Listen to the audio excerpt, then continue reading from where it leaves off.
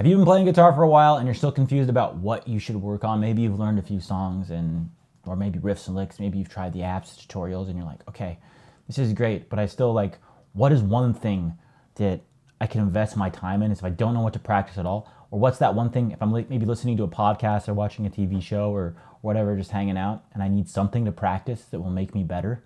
What is that one thing? In this video, I'm going to share with you that one thing. And you probably already know it, but I'm just going to reinforce what it is. So if you're new to this channel, you're probably wondering, who is this guy? My name is Ty Keller. I'm a virtuoso guitar player. And I don't say that to be pretentious. I've been playing for 20 years. I've taught for 10 years. And I'm actively gigging guitar player. A couple weeks ago, I played for some big national acts. I played with Saliva, Trapped, Drowning Pool. I'm written over 300 songs. I'm releasing 2 of those a week for the next 2 to 3 years. And music and guitar is what I do all day long, and it is my biggest passion. And I mentioned before, I've been teaching this stuff for about a decade. And when I had to learn how to teach it, it really, really helped me master the instrument. So I want to give you the one thing where if you practice it, it's the biggest bang for your buck. And I verified this from several people. And it's the basics. And there's actually, I'll give you one and then I'll give you 2.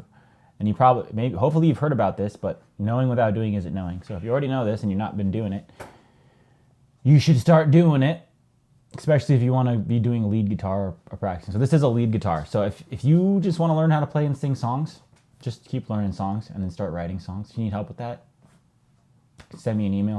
I'm glad to help you with that. But I've coached students. One of my students, Caleb, he learned like 7 or 8 songs within, I think, 7 or 8 months. Like a song a month. But he started as a brand new beginner. And Brian, he learned 7 or 8 songs in just like 6 to 8 months. So there's a time frame. Like you have to, and Charles, he's with me right now. He's been with me for about a year. He can play like 7 or 8 songs, probably more than that. It's like a process. Like you can't just expect it to happen overnight, which is why most people quit. It's because they want to play their favorite songs. They don't realize it's a process. And it's like, it's not that hard. I mean, it is hard. It's nice having a coach and having guidance. And okay, it's simple. It's simple, I guess is what I should say. But like the hard is what makes it great. And in the last video I made, I talk about like, just slow it down to 50%. That's the hard part. And then after you start slowing it down to 50, then 80, 100. And once you get used to that process, it's gonna get a lot easier. And the guitar is really hard in the beginning and then it gets easier. Like piano, it's easy in the beginning and it gets harder. But like, if you can get through that 6 to 12 month gauntlet phase of the guitar and learning the instrument and realizing that to learn songs, you first have to do it slow first. If you can get through that, it's going to be easy, but that's not entirely what this video is about. This video is about like, what's the one thing you can practice if you don't know what to practice at all? Like say you're stuck and you're like, okay, we'll just say lead guitar. Like, okay, you ask yourself this question, what is the one thing I can do right now with my guitar playing that by doing it, everything else would be easier or unnecessary? Now on the piano, I would say that's arpeggios. The guitar, I would not say it's arpeggios. I would say it's scales. Okay, what is the one scale I can learn on guitar such that by doing it, everything else would become easier or unnecessary? It's a minor pentatonic. Okay, there's 5 of those. What's the one minor pentatonic that I could practice such that by doing it, everything would be easier or unnecessary? Pattern 1 pentatonic. There you go, that's your answer. And if you want me to send you all the 5 of the patterns, which you should only just really be practicing pattern 1, then I'll send that to you. So then what you do?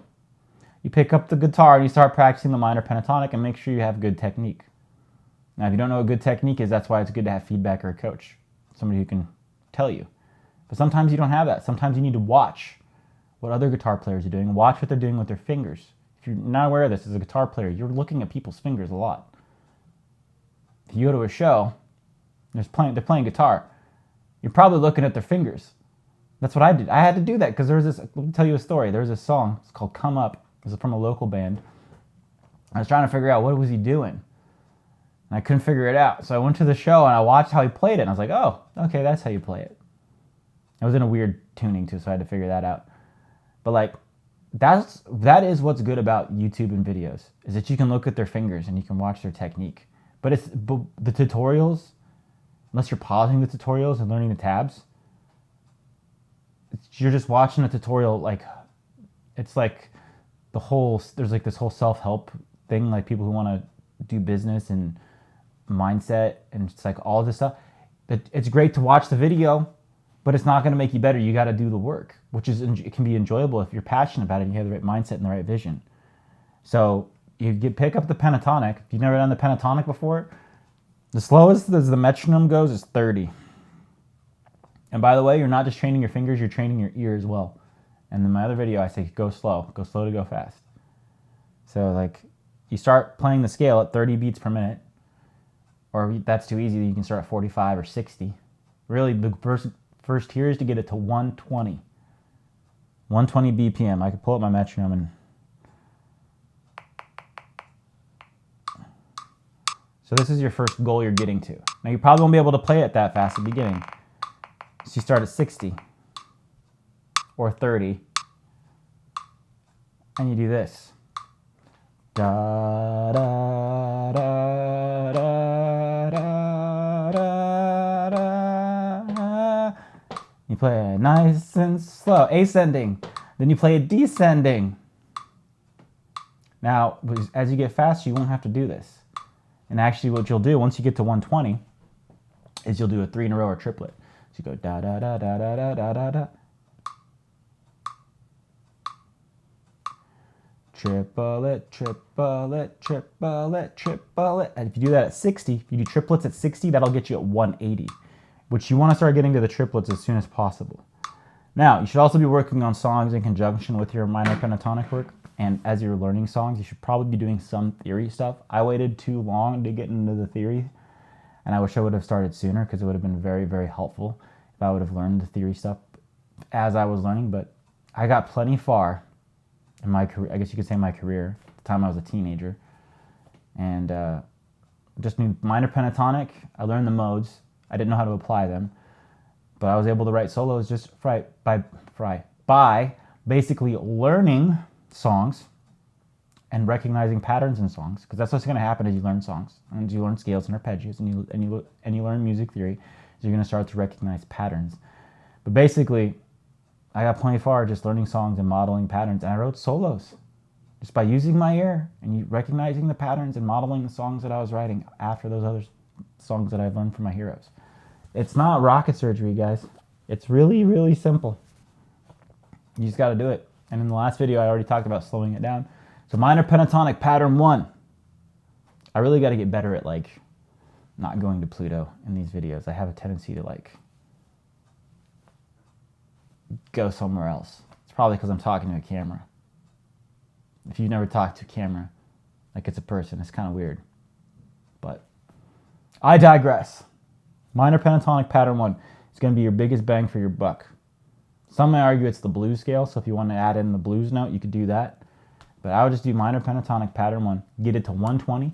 After you get it to 120, start doing a triplet, a 3 in a row. If you don't know what that is, look it up, what a 3 in a row or a 1, 2, 3 sequence is for the pentatonic. And then you should just practice that till you get that to like 180, and then you can just keep running with that. And then once you get that, you'll start working on the major scale. The pentatonic is a 5-note scale, the major scale is a 7-note scale. And then after that, I can show you I can help you if you're curious about how to navigate. But if you can't even play the minor pentatonic and you don't know how to play the major scale, please don't learn the cage system. You should learn the modal way to learn the major scale. If you can't do that, then I don't know how you're going to get to be able to improvise and navigate freely. I mean, you'll get pretty far with just the minor pentatonic. But like me, I was like, okay, I keep just using this minor pentatonic and there's 12 keys, so how do I break out of that? So then I learned, oh, there's another pattern. It's pattern number 4. Now, if you send me an email and I send you the five patterns of pentatonic, you have pattern 1, and then pattern 4 is the second most important pattern. And you start on the root note, which is going to be the 12th. If it's an A minor, it's going to be on the 12th fret of the A string. Do not start on the E string. The reason you're doing this is you're starting to recognize where the root notes are. So pattern 1 pentatonic starts on 5, which is A. Pattern 4 starts on 12, which is also A. This is super important for later when you're improvising, because you want to be able to at least find these 2 positions, which is your home base and your outpost. And then later you'll learn a bridge, which will allow you to connect it. And then if you start learning the theory stuff, you'll be able to glide up and down and have complete navigation over the fretboard, which is what I wanted. I wanted that more than anything. It's how to navigate this thing and have different keys because I was tired of being froze and stuck. Somebody said, take a solo or jamming, it's my turn to solo. Or when I'm trying to solo, write a solo or lead guitar parts with other people and I don't know where to go. That's the worst feeling ever. If you're not there yet, you're not there yet. But I'm just giving you like a little glimpse of what will happen if you want to be a lead guitar player, you want to improvise and you want to take a solo, is that it's the worst thing ever when you don't know. That's why you should learn theory. That's why you have to learn the theory. And without it, you're going to use your ear. You're just going to use your ear? Maybe. You can get pretty good at C and E minor. I got plenty far with just using my ear, but like there's levels of mastery. So if you want to stay at this level, you can just keep using your ear, minor pentatonic, pattern 1 and pattern 4, maybe a little bit of pattern 2, because you learn the extended pentatonic from learning other solos. But you're going to start to recognize things, and you know you can break out of it too. It's fine. But when you have, and it's all in my course, I basically talk about the 3 positions: the home base, the bridge, and the outpost, and how you connect those, and the best way to visualize it, which is the most important thing, because you got to be able to navigate it. And then you can break outside those, because there's really 7 modes and there's 5 pentatonics, but there's 2 in particular, 2 or 3 spots in particular, which is called the ACE system. And it's good to know there's other people that have been stealing my system. Or maybe they found it out on their own too. But I'm pretty sure I was the first one to talk about it. So, but I have the whole framework and everything. It's all in the free course. If you want that, you can find it below. Got a sprint starting on September the 15th. If you want some feedback, you want to do some training, because basically it's really important to have a coach, somebody to take a look at your playing and give you some feedback so you know what you're doing wrong and what you're doing right. Or you can do it on your own, but you got to be very particular about your technique, like I was. I'm basically self-taught, but I was always particular about my technique because I knew having good technique from learning to play soccer when I was a kid was going to make me a better guitar player.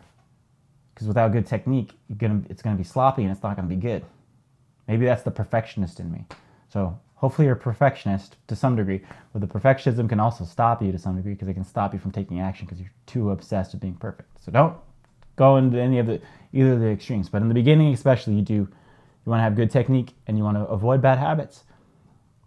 A lot of my job as a teacher, working with players who've been playing for a little while, is fixing bad habits and technique. So it's like, if you're just starting out, just do the pentatonic and have good technique. It'll help you with your bar chords, it'll help you with your ear, it'll help you with everything.